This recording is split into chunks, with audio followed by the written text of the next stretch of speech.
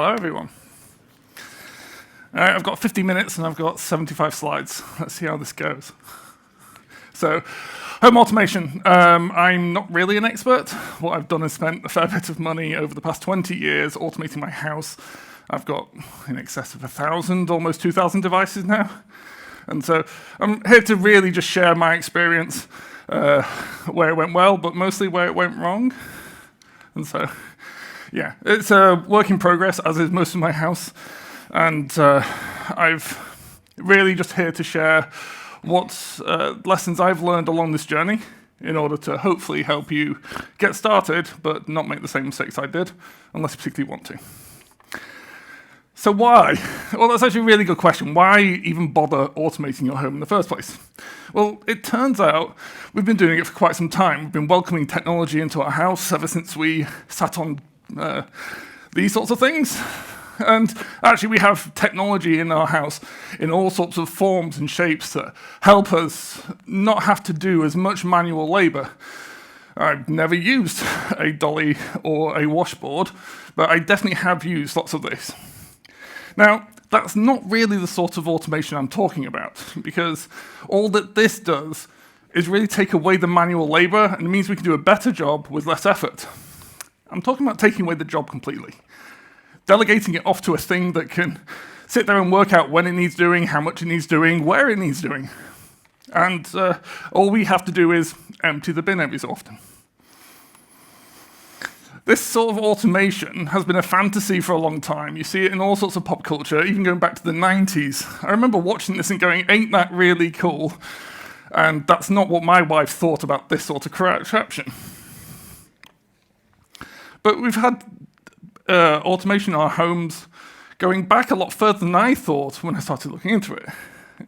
This year is the 75th anniversary of the thermostatic radiator valve. So it has a bit of alcohol in it, and you just tell it how warm you want it relative to the room temperature, and it'll just make sure that radiator can take heat to make that room the appropriate temperature. You don't need to go off and turn it up to... This is what 1, 2, 3, 4, 5 means. There was also on the right-hand side, that's one of the first steam boiler clocks, and that was back in 1885. This enabled us to pump around big houses and big estates and have those run-off timers. It was still used all the way through the 20th century. This one really interested me. This is the first real automation that we might recognize. This is an automated pet feeder in 1939.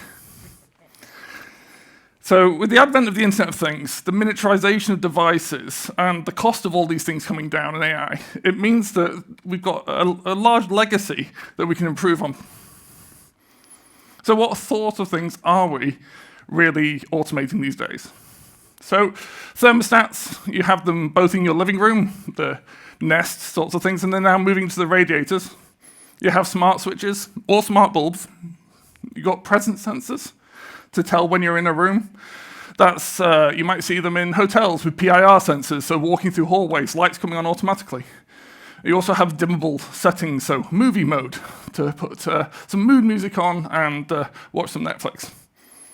You've got your accessible doors, so using keycards to get into hotel rooms. That's now coming more and more to the home to be let in by using Face ID on your phones. Locks for your gates, garages. Cameras, from baby monitoring, CCTV, to vehicle and person identification. I've got my Ring now that tells me when a parcel's been delivered and whether it recognizes a delivery driver. Power consumption. This has become, with the energy prices rises, it's become personally really, really important for me to understand not just how and where I'm using energy, but how much and what I can do to curb it, as well as being able to control the things that we used to put on simple, dumb timers like Christmas lights or the Halloween decorations. Alarms, Sensors, being able to detect is there been motion. I've had 5 different motion sensors in the same room because one's been used for security, one's been used for lighting and turning one on and off automatically, one's been used for presence detection for heat, etc. We're starting to see those become dual purpose, and I'll explain more about why we were there in the first place. And obviously robotics, which is where we picked up from before. So as you can tell, it's a massive market. And when we talk about home automation, we talk about IoT, almost always, if you start there, you're not talking about the same thing. So what I wanted to do was really hinge off some projects that I've actually done in my home. And I'd start with Project Tron. This is a reference to a film that's as old as I am, so maybe not as relevant to half of you. So actually, I only have one objective. I don't want to think. I want to walk around my house and for there to be enough light for me to do what I want to do. The requirements I really have is that the lights should come on and off as I need them. I certainly don't want them left on when there's no one in the room, and I certainly don't want to hunt for the light switch when I enter a room. So whether people are present or not is a really important thing. I also wanted to be aware of the state of the house and the people. Are people sleeping? Is it nighttime? Because I don't want a big blaring light when I walk through the hallway at 2 o'clock in the morning. One of my rules for my wife is you can do what you like, just don't wake the baby. And I can tell you now, I've woken the baby. Also, being aware of ambient light is a really helpful thing, and it's not just simple as knowing time of day or when sunset is, because if it's cloudy, then you don't have as much light. Finally, the rule that we set in our house was it doesn't matter what you do automatically, there must be a way for me to manually override it. If I walk into a room and it's dark, I have to be able to turn the light on. Or if the light's on and I need it off, then I have to be able to turn it off. So in our case, that's keep switches, but use the feedback, especially for any machine learning that we put in, so that we can give it that correction when it needs it. So one of the mistakes I made was thinking that I was a user. We do it in work all the time. We forget that we're not the customer. And yeah, sure, I can set up a nice home automation system, but if my mum comes in and can't look after the kids for the weekend without sending me a text message every 5 minutes, I have failed. And so understanding who needs to use it, how they're going to use it, and where they have to interoperate with it was quite important. Because I found that as long as I get the lights to mount themselves about 80% of the time, people will tolerate the 20%. Less than that, and you're getting complaints. You see, there was this one time, a friend in the home automation world had hardwired up his whole house using Z-Wave, and all the lighting circuits were used with it, which seemed like a great idea at the time, until he went on a work trip to India, and then received a call from his wife, who was in the bath. Now, that's not unusual for her to have a bath. It was unusual for the lights to go halfway through. And because she was in the bath, he got a phone call, but it's okay, because a quick connection to the VPN and the lights were back on again. But the moral of this story is, be careful that you don't become the tech support for your house that you don't intend to. Fine to set up an experiment and to know that this is going to be a fragile thing, but don't be fooling yourself into thinking that if something goes wrong that you're not going to need to be on the end of the line. So take a pause on Project Tron for a second, and let's just think more broadly about the factors that we really need to care about when automating different bits of our home.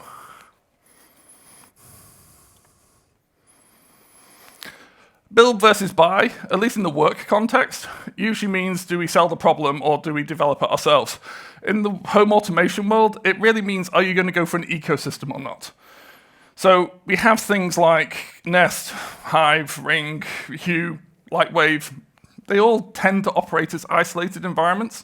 So if you've got some Hue light bulbs, you're probably going to get some Hue sensors to go with them. It doesn't make much sense for your sensors to be bought by Hive, for example. Understanding how the ecosystems work and how insular they are. So for example, Lightwave is very insular, but has a very strong API that you can glue stuff together. Whereas Hive and Hue both actually run on Zigbee. So it is possible to bind them together at the protocol level if you want to. Understanding what networks they're putting in place and how they interoperate is something that you should have a look into before you start buying devices. each of the ecosystems will have its own app.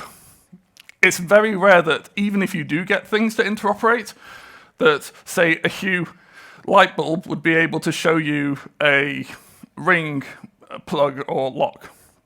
However, understanding what the app looks like and how it interacts, and testing it with your partner, with your kids, with your mum, is a really useful way of feeling about how much they're going to be able to do independently without coming to you. Running across these, we have on the left Google Nest, Hive, Hue, and Ring, and Lightwave. You might end up getting as far as building your own devices. So for anyone who doesn't mind getting their hands dirty into a bit of microelectronics, I started off by picking up an ESP32. They're a really common board. They're similar to Raspberry Pis, but are built for IoT. You can flash them with a firmware called Tasmota, which basically makes everything really easy, but it's entirely pluggable. So as you want to take over control of various aspects, you can start to pull that apart. In this case, we picked up some DS18B20s. That's the temperature sensor on the left. It's a one-wire temperature sensor, so we can string 8 to 12 together, but on an ESP32, you probably just want 4, and that's the sort of circuit you end up building with a simple pull-up resistor. If you are going to do this sort of things, these two have been tools that I got far too late into my journey. One was a decent multimeter, so I can check the resistances of the resistors, which, because my eyesight isn't that brilliant, doing continuity tests to make sure that my soldering isn't as bad as it was, and checking for voltage drops. It's quite incredible, because most of these things run at 3.3 volts. It's quite a short distance that you have before you're getting voltage drops. On the right-hand side, you've got a desktop power supply, because I wouldn't recommend soldering these things together and then plugging them into your expensive laptop. Yeah, this is a new laptop. So you end up with something like this. You end up with a breadboard, you've soldered a few things together, and those wiring diagrams are all off Tasmota. That's being recorded, so I'm going to fly through some slides. Please go back and get the instructions if you care about those bits. I'm going to put the slides up at the end as well, so you'll have all the notes that tell you the detail that's not on the screen. This is ultimately what it ends up looking like. So a couple of tips. Solder the headers upside down. So you can then plonk it directly into a breadboard. That allows you to get something that looks like this that you can stick inside of a Perspex box and makes it easier to play with. If you're doing 50, 70 of them, I wouldn't do it like this, but if you're playing with 1 or 2, then this has been a real good way to have a dev hack board. Watch out for the legs on sensors. They fall off very easily. So yeah, you can strap them then to whatever you want. In this case, you can see my boiler water out and boiler water in, and solder some wires on. The white bit is just some thermal tape in order to get a better contact.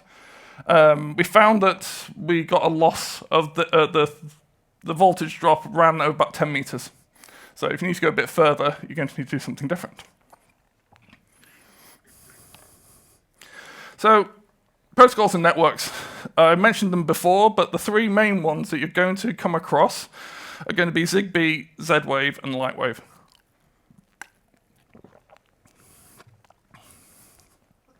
Zigbee works very similar to an IoT version of Wi-Fi. In fact, it's based off of the Wi-Fi 802 standard. Z-Wave actually uses a different frequency altogether. It's lower, it's about 900 megahertz. And Lightwave, again, uses a completely different frequency and a completely proprietary protocol. If you have some devices which talk non-IoT network protocols, they're likely to be things like Bluetooth or Wi-Fi. So, for example, the Nest Protect smoke CO2 sensors, those all phone in home once a day. And they do that over connecting to your Wi-Fi network. Matter and Thread. So the Matter standard got ratified last year. It's been in the works for 5-6 years. I now wouldn't use anything that doesn't have either a statement on future compatibility with or current compatibility with Matter and Thread. Matter is more like the protocol and the communication standard as to how we integrate and glue these things together, whereas thread is the frequency at which it runs at and the communication itself. So it's all great having these things plugged around, and you might have gone as far as sticking up sensors to turn things on and off, but you're going to come across some interfaces that need to actually be controlled. For example, heating generally isn't static. You generally want a room that's cooler in the evening, or you might want a room that's cooler during the summer. So looking at the apps and how you interface with them, and what they look like, and for who, is quite important. Also, once you're gluing this ecosystem of stuff together, so you as an engineer, how do I look at my 1,000 sensors? How do I see a bigger picture about what's going on in my home? There's a whole bunch of things that pull these stuff together, and as Matter evolves, more and more of these will appear. However, out of all of these, and I've tried most, Home Assistant is the one that I plump for. If you just want to get started, you can just plug it into a Raspberry Pi, and they even have a SD card that you can buy from them to get bootstrapped. It can be that simple. With a Home Assistant, there's where it won't naturally fit together, as long as you know what protocol it's using, and you generally are aware of the community around whatever the thing you've bought. For example, you might have bought a Eufy smart camera, or maybe the robot's Hoover. In fact, you'll be able to pick up and look at Hacks, which is the Home Assistant community add-ons. It's got hundreds, if not thousands, of integrations that you can just plug together.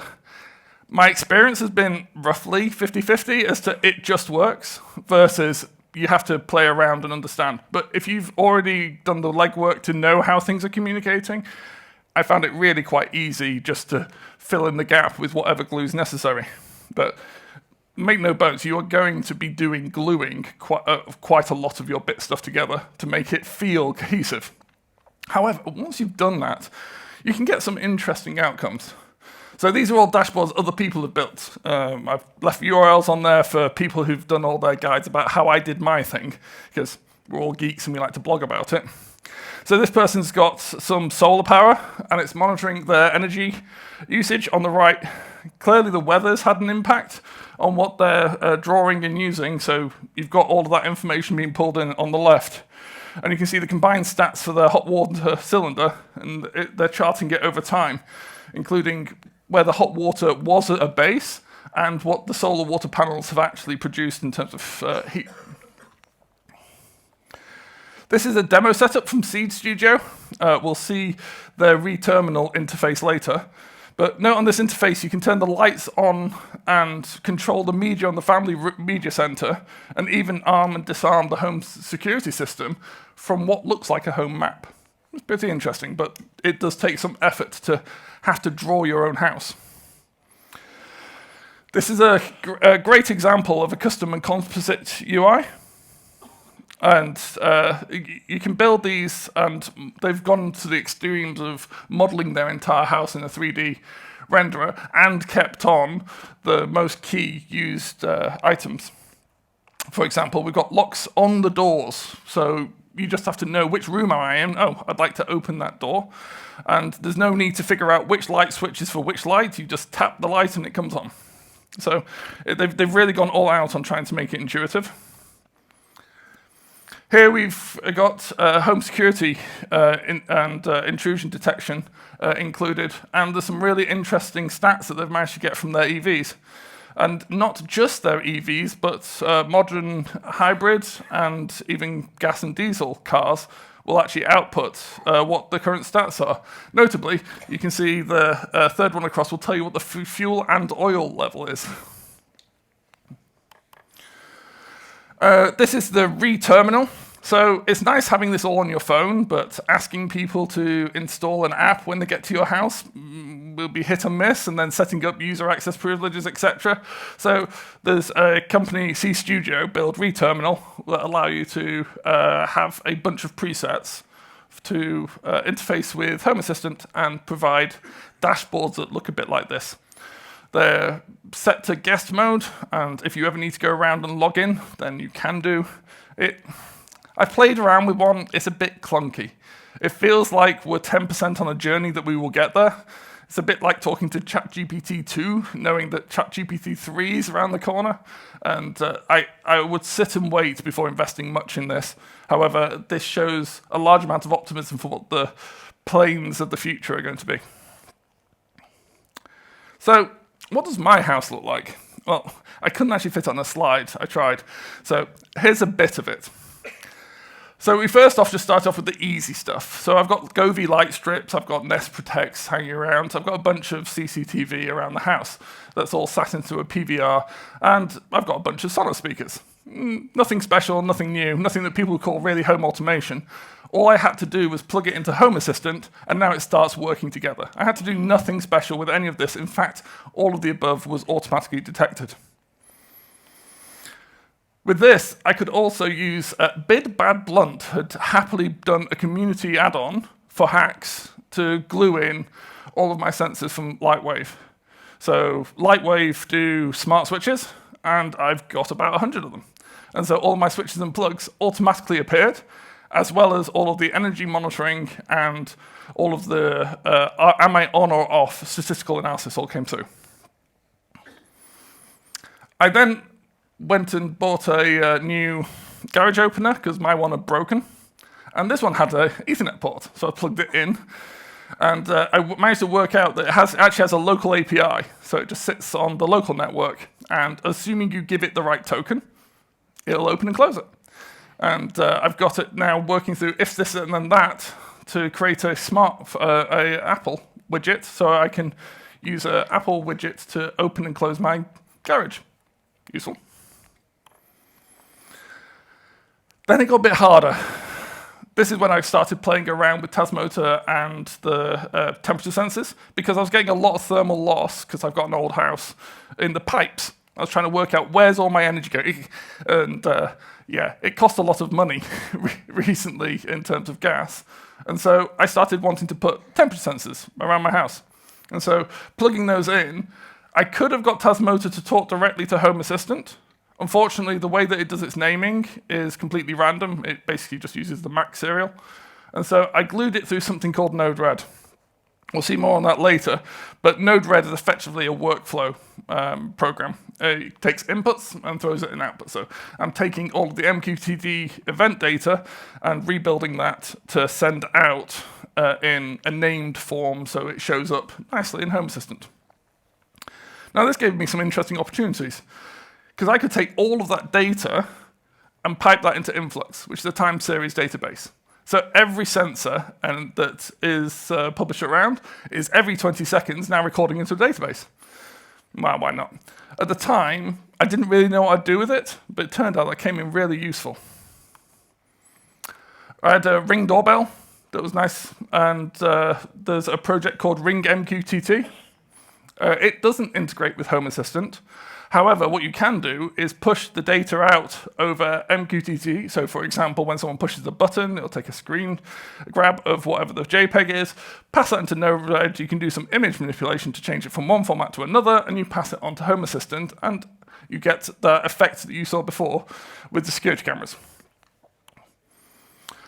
Also, I've got a Ring alarm system, because my alarm system was end-of-lifed about 3-4 years ago. And I replaced it with a Ring alarm. It runs Z-Wave, so Ring now actually runs my whole Z-Wave network. One of the things that you have to be careful about, I say have to, it helps to be aware of how many networks you've got running across your house. Otherwise, you might have 15 Z-Wave networks, and you don't really want that. You want them all to be sitting together in a manageable way.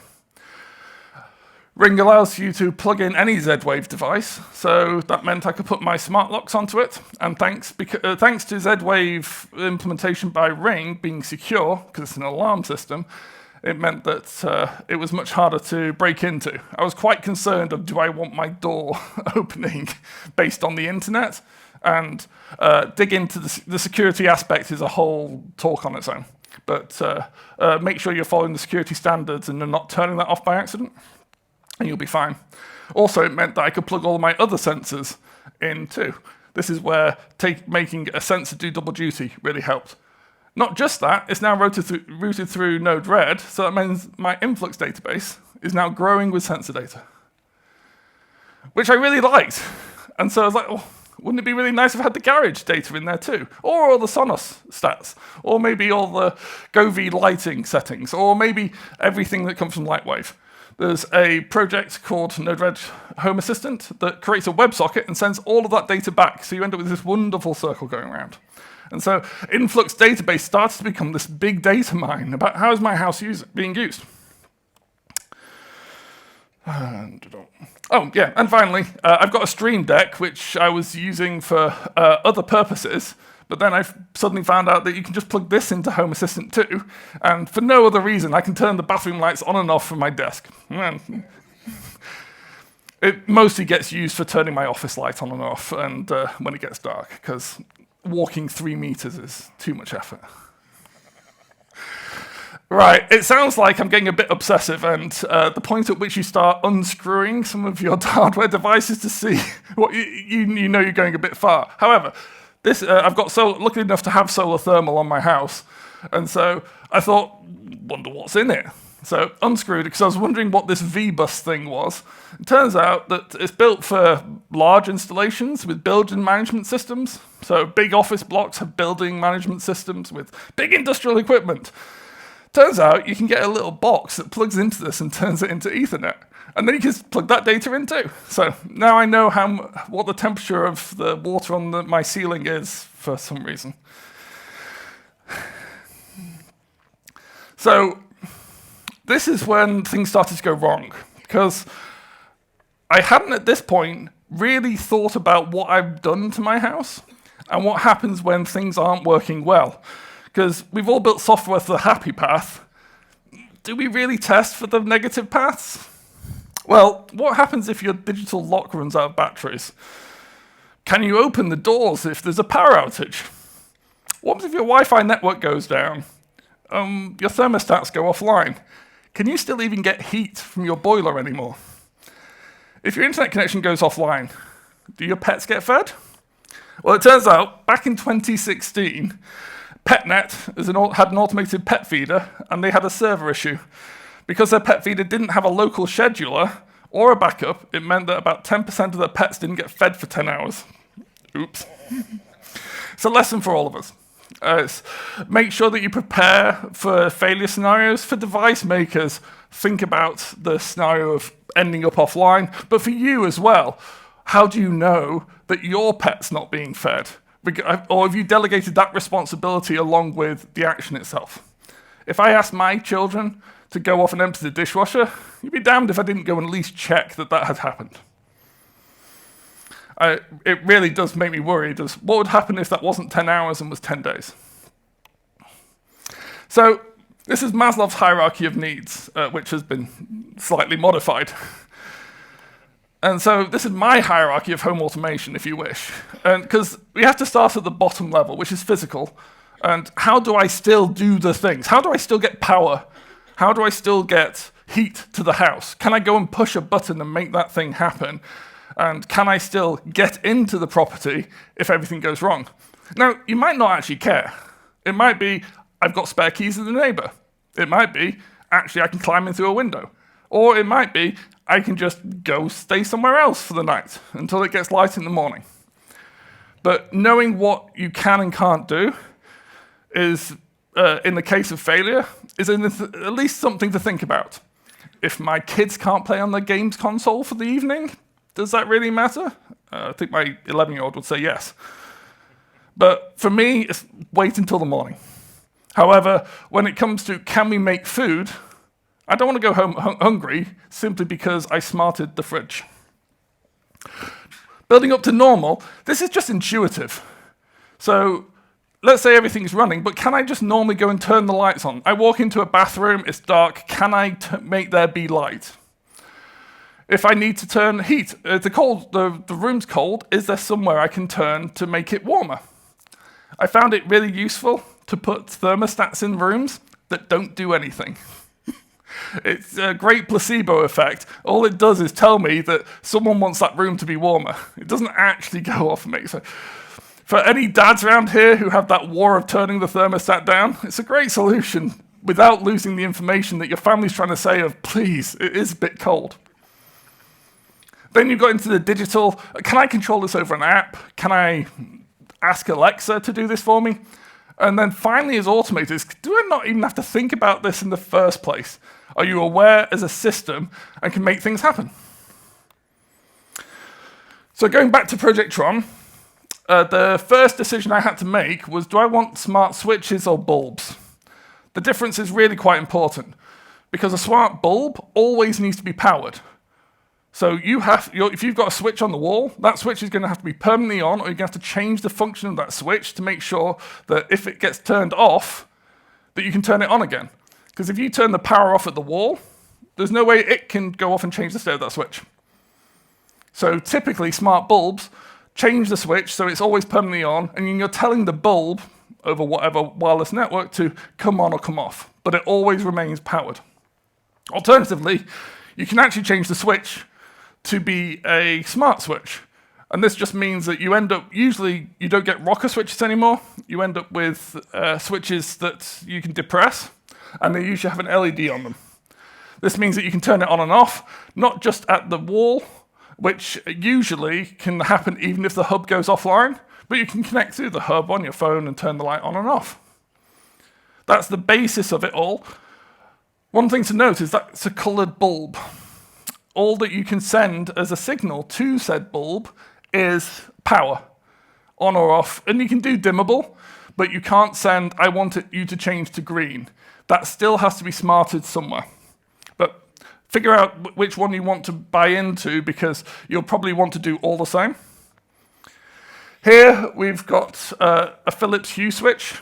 So typically what you find is that this gets mounted on top of your switch. Underneath there you can still get to the power, but on top of it you've got a remote that you can turn lights on and off.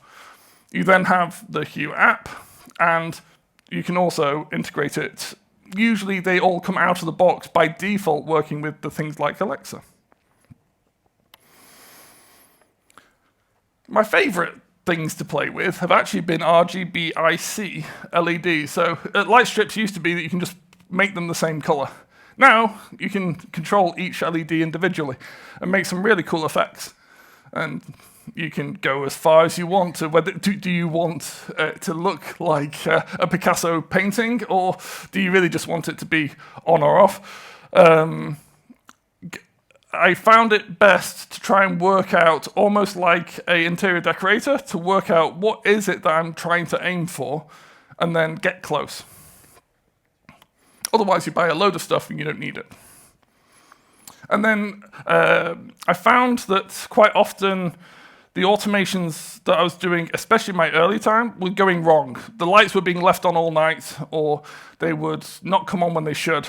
So what we've got now is it just plugs straight into Discord. So we have a Discord chat for our house now. Yay. Wife loved that bit. But to be honest, we already had a WhatsApp group, so moving over to Discord wasn't a big thing. Integrating into WhatsApp was a pain in the ass, so that's why we ended up with Discord. And it has a bunch of things plugged in. We've got things, so detecting motion, opening doors to a dark room, so like a closet, turns the light on automatically. But it'll assess automatically whether the light should or shouldn't go back off. It will then see, hey, you left the light on in the bathroom, and you forced it on, and it will ask the group then, hey, I think someone's left the light on. If no one responds, it will then say, hey, I'm going to turn the light off in 5 minutes. Click here if you don't want me to do that, and give you a little button. And then finally, it will turn it off and go, why didn't you just tell me in the first place?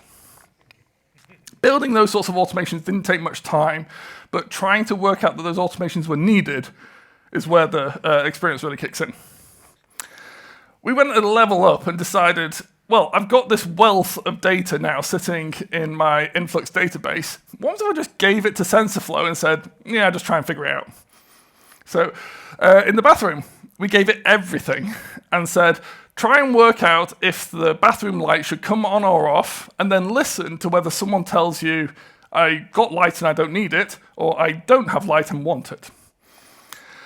It got it wrong a lot, and then it got better and better.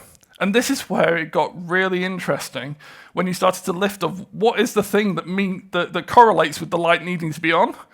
And actually, the weather and time of day and time of year correlated greater than whether it's sunset or sunrise, even down to the amount of lumens that's in the room. It's not really not hard to set up. If you've not played with TensorFlow before, it's a really good, easy way, because you just dump all the data to it and see what comes out. I've used Hue for 5 years, and right up until 2021. Google suggests all of this is still accurate. So Hue, if you do go down the Hue route, you're going to be using Zigbee Lightlink through a hub, and that hub connects into the Ethernet to get out to the internet. And your app will actually connect locally. Most of the time it doesn't, unless it's having to go remotely. If you're outside the house, it can connect in, but only to one hub. That one hub thing really matters because your hubs can only take 50 devices on a Hue Zigbee hub. And you get to 50 quite quickly if you think that it's not just your lights, it's every light switch too, and anything else that you add to it. The bulbs do all need to have power, and their default state is on. So if you turn off the power and turn them on, even though it might have been dimmed before, it's bright now. You can change that, but I had to be reminded the hard way. I can't remember what data isolators was. Sorry. Lightwave, so the smart switches I prefer, but unfortunately, due to the way lights work, most light switches don't have a neutral wire at them. So basic electronics is that you're going to have to complete a circuit, and if you remember doing the battery and the light bulb and a switch in school, that's really all that a lighting circuit is. But so you can either turn the power on or off. So how is your device going to be powered if the lights are off? Well, you can make them dimmable and it does some funky stuff, but not having neutrals at my light switches made my life 5 times harder, but once I learned how to deal with it, that was fine. Multi-ways also got vastly simplified because they don't do it, basically. All of it's done remotely. So if your hub goes down, your multi-ways will stop working.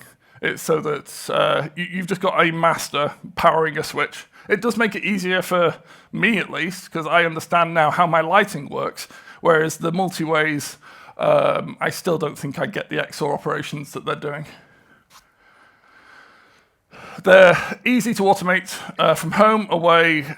Don't really like the app, but I don't use the app. I give them other control interfaces, and because they're switches, people just use the switches. And they give a lot more signaling.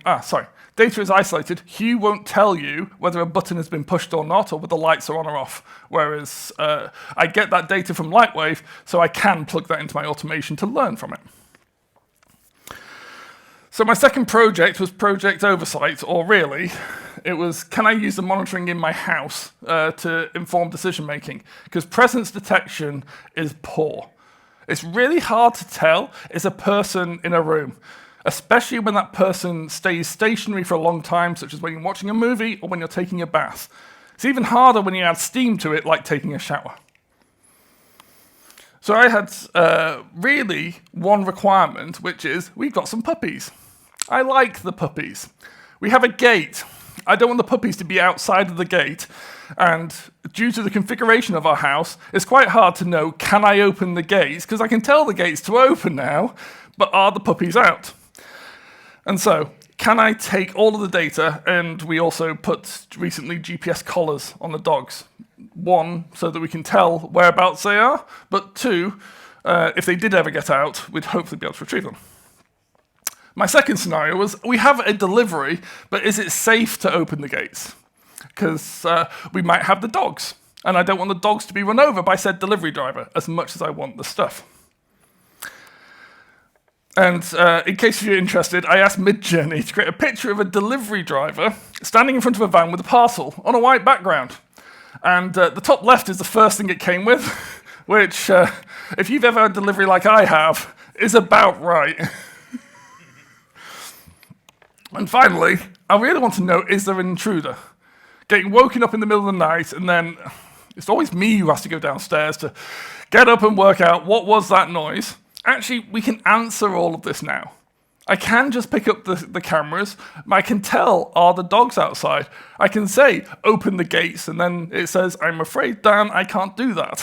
The dogs are out. Ah, yes, so they are. And getting all of this data means you can make more intelligent decisions. The problem that does come from that is you start to rely on them a little bit, and you have to be careful not to over-rely on data that might become fallible. And so we actually don't use it for the dogs. We don't. Although it's never been wrong, we've still never been able to trust it because we're too fearful of the cost if it was wrong, even just one time. However, we still have it. That said, I've never had to get up since. I just look at my phone and then go back to sleep. Because it's never an intruder, at least not for me. So, Project Phoenix. And so you might wonder why Phoenix, because this is my heating system. And trying to heat my house last year, I almost had a heart attack with the first estimated gas bill when we moved in. And so, turns out I can use all of this data to do some really interesting things. And I only actually had 2 requirements with my heating system. I don't want to be cold, and I don't want to be poor. It's easy to be either of those, and actually quite hard to find the balance in the middle. So we put some smart thermostats around. These are the Honeywell TRVs on the left and the Lightwave heating control systems on the right. Stick them on all of your manifolds for underfloor heating or on your radiators, and you can then know what temperature your house is running at. In this case, you've got I'm lucky enough to have 3 zones in my house, which means that I can actually control different areas of my home as to where the heat goes.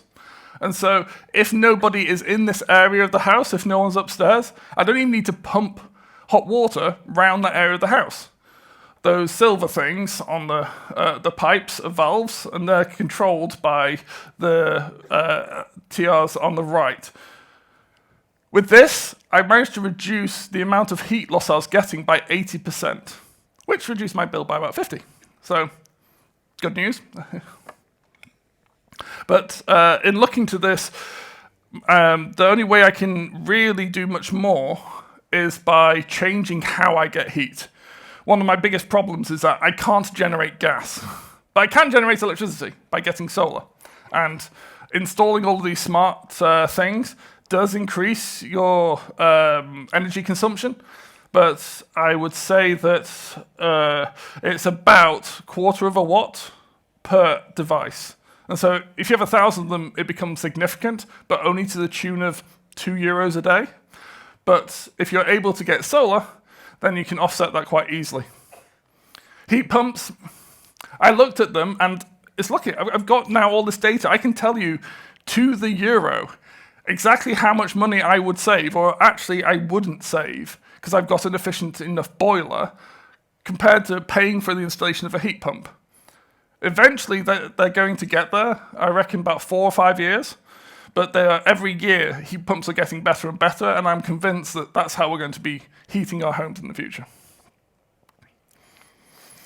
So, I'm lucky enough to have a swimming pool, and I'm very aware of the privilege that comes with. But I recognize that it's not a generalized issue, but as a case study, shows you some really interesting applications of AI and where this might be useful elsewhere.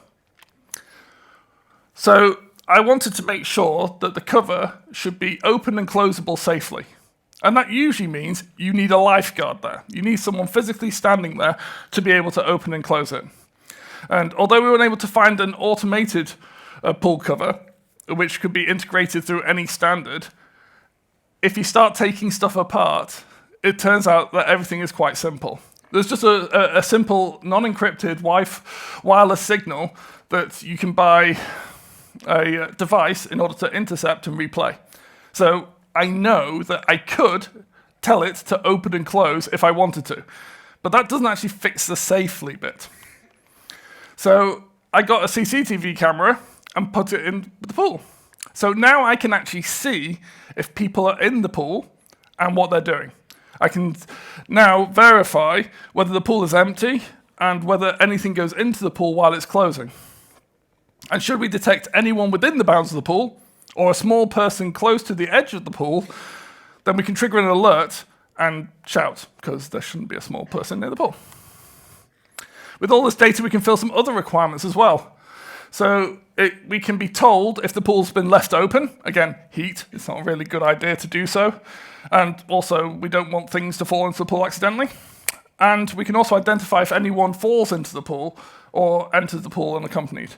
OpenCV is rapidly evolving. I've been playing with OpenCV since we had Xbox Kinects. And it's been really good fun and watching it evolve. And they have some really good machine learning backing systems to detect, they can detect that the child is versus an adult now. We're now confident we can open and close the pool using our smart buttons, and even we can do that now through using Alexa, and know that we'd be safe. So, in the last 5 minutes, I think I'm probably going to play with more robots. I've already got vacuum cleaners and mopping robots. They're off the shelf, you buy them, they do their job, you empty them. If you're just wanting to reduce your maintenance, they require no effort at all other than buy the things and turn them on. However, I'm interested in not having to mow the lawn every weekend is a good idea. And I don't like having to do all of my winter duties of cleaning out the gutters and the patio. Whether it's worth the expense, because those sorts of robots do go up in price regularly, it's never got down to a price point that I've gone, yeah, that makes sense. But I'm pretty convinced that these things will both come down in price and ultimately start doing these jobs for most of us. I'm probably going to start power generating. I've got a garden I could put a wind turbine into. They're starting to look a bit more attractive, and they're generating more efficiently.